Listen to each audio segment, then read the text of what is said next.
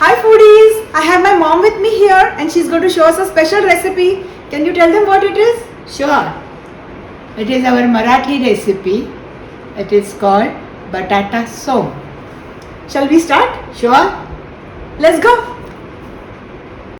This recipe calls for a little more oil than usual as we are not using any water to cook. This is a tangy, sweet and spicy dish and packed with flavor. You can make this dish when you are out of veggies. This dish will be the best combination with the rice and rotis equally. The amount of curry depends on the amount of onions used. No need to cook down the onions. We will season this with minimal spices. A little goes a long way.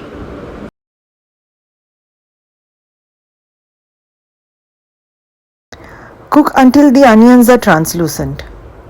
Take a look at the description box for the detailed recipe.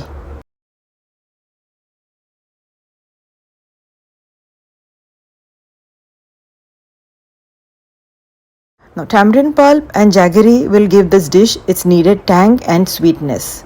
Don't skip these.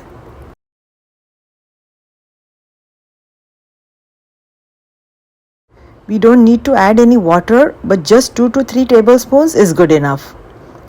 We will cover and cook to release the moisture.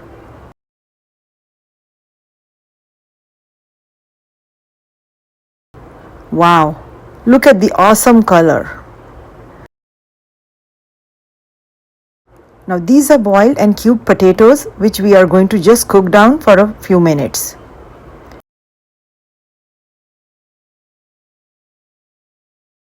Just heat through and we are done. Wow, just perfect.